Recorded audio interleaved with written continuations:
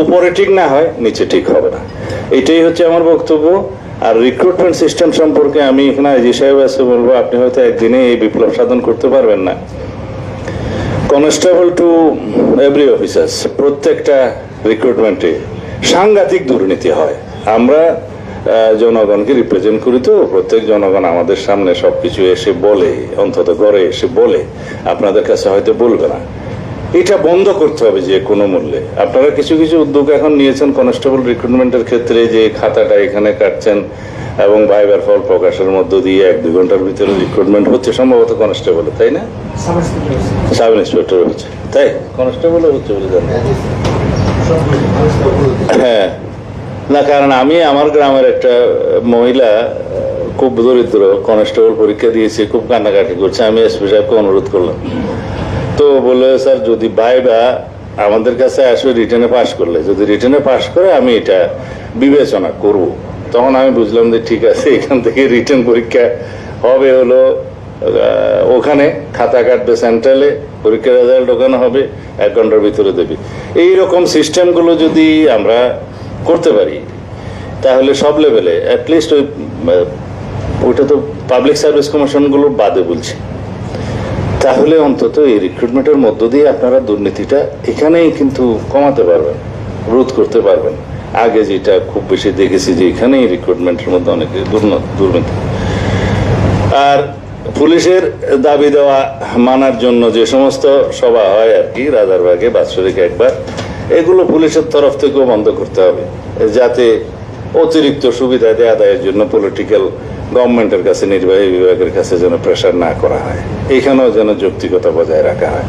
তাতে করে নির্বাহী বিভাগও সুযোগ নেয় এবং পুলিশও দুর্বল হয়ে যায়।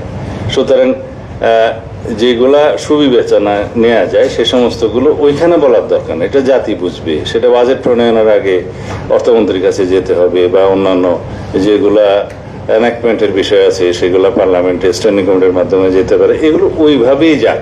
শুধুমাত্র প্রধানমন্ত্রীর কাছে গিয়ে বলবো যে আমাদের এই দিতে হবে, আমাদের এই ইনক্রিমেন্ট দিতে হবে, আমাদেরকে এই সুযোগ সুবিধা দিতে হবে, এই তো সেনাবাহিনীকে দিয়েছেন, আমাদেরকে কেন দিবেন না, এই সমস্ত এগুলো বন্ধ করতে হবে, যাতে নির্বাহী বিভাগও সুযোগ না নিতে পারে পুলিশের উপরে, আর পুলিশেরও যেন দুর্বলতা প্রকাশ না হয়। চেক অ্যান্ড ব্যালেন্স থাকতে হবে। আমরা পলিটিক্যালি সামনে পুলিশকে রাজনৈতিক ওয়েপন হিসেবে ব্যবহার হতে দিতে চাই না। আমরা নিজেদেরও সেই মানসিকতা আমাদের নাই, এবং ভবিষ্যতে পুলিশের পক্ষ থেকে যেন সেভাবে চলতে হবে। তবে পুলিশের আচার আচরণ নির্ধারণ করবে তাদেরকে জনগণ বন্ধু হিসেবে গ্রহণ করবে কিনা, সেই সুযোগটা এবার সৃষ্টি হয়েছে।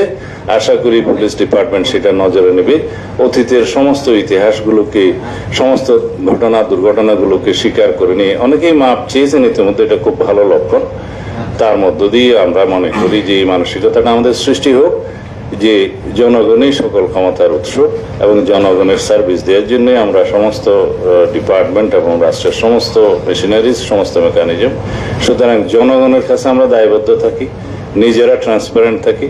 এই দায়বদ্ধতার মধ্য দিয়েই অবশ্যই পুলিশ ডিপার্টমেন্ট একটা উজ্জ্বল ভাবমূর্তি সম্পন্ন বাহিনীতে পরিণত হবে।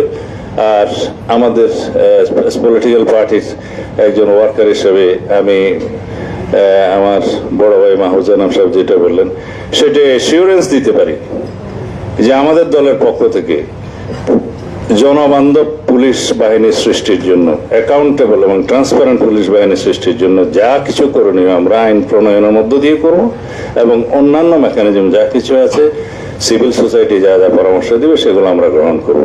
ধন্যবাদ। Thank you. সালাউদ্দিন ভাই, আপনি একটা জিনিস কথা বলে আপনি বিদায় নিতে পারেন, সেটা হলো কি যে এই যে পুলিশ যে বিভিন্ন দাবি দেওয়া করে, এটা তাদের তো ইনস্টিটিউশনাল থাকতে পারে, স্বার্থ থাকতে পারে, কিন্তু as a government or as a আর কি পলিসি মেকিং ইনস্টিটিউশন, আপনাদেরকে বা যারাই ক্ষমতায় আসেন তাদেরকে বিচার করতে হবে যে are we making enough investment on this particular institution.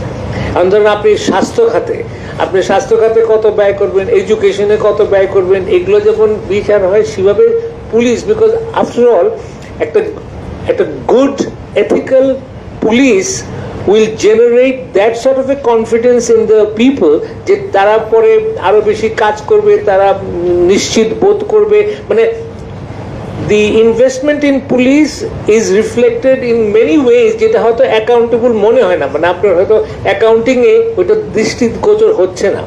যেমন মানে ধরেন আপনি যদি খুব ভালো এডুকেশন সিস্টেম করেন, এটা আপনার 10 বছর 15 বছর পরে জাতিকে যেভাবে মানে বিকশিত করবে, উন্নত করবে, স্কিলফুল করবে, ওটা আপনি এই মুহূর্তে অ্যাকাউন্টিং এ পাবেন না।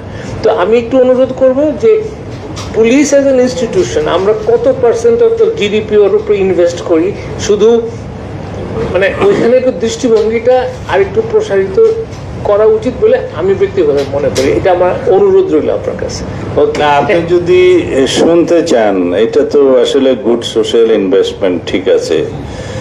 তো সিভিল ব্যুরোক্রেটদেরকে 50 লাখ টাকা বোধ না 35 লাখ টাকা গাড়ি কেনার জন্য দেয়া হলো, খুশি করার জন্য যেভাবে হোক দেয়া হলো, মেনটেন্যান্সের জন্য পার মান্থ 25,000 দেয়া হলো, এগুলা গ্রাজুয়ালি কাটছে এবং সেটা আলটিমেটলি ওনারশিপ তার কাছে যাবে। বেতন 2 গুণ 3 গুণ করা হলো, তো ভাই সাহেব ঘুষ খাওয়া কমছে নাকি? এটা মানসিকতা। বলছিল একজন অফিসারকে যে কত বেতন হলে তুমি পরে ঘুষ খাবা না, তো বললো যে এটা ডবল করে দেন। সাথে সাথে বললো যে ডবল করে দেওয়ার পরে যদি তুমি শুধু ওই পরিমাণ ঘুষ খাওয়া বন্ধ করো তাহলে তো কাজ হবে না। এটা মানসিকতার ব্যাপার। আপনি কত ইনভেস্ট করবেন এবং পুলিশের বেতন কত বৃদ্ধি করবেন, রিস্ক ম্যানেজমেন্ট বা রিস্ক ফান্ড কত দিবেন, বা কোনো দায়িত্বে থাকাকালীন সময়ে মৃত্যু হলে তার জন্য বেনিফিট কি দিবেন, ইত্যাদি সব কিছু করতে হবে। কিন্তু তারপরেও আমি বলবো এখানে অ্যাকাউন্টেবিলিটি, ওভারসাইট এবং ট্রান্সপারেন্সি বাড়ানোর মধ্য দিয়ে তাদেরকে জনবান্ধব করতে হবে, এটা রাতারাতি হবে না। একমত আপনার সঙ্গে। এনিওয়ে, তো এখন আমি একটু জ্যোতির্ময় বড়ুয়া ওনাকে অনুরোধ করি, বলেন ফ্রম এ লয়ার্স পার্সপেক্টিভ আপনি যাবেন। আপনি যেতে চাইলে তো আমি না করতে পারবো, বাট অনেক ধন্যবাদ। আশা না, আমি এটা অনেক আগে প্রোগ্রাম নিয়ে এনেছিলাম ওই শাইখুল হাদিস পরিষদ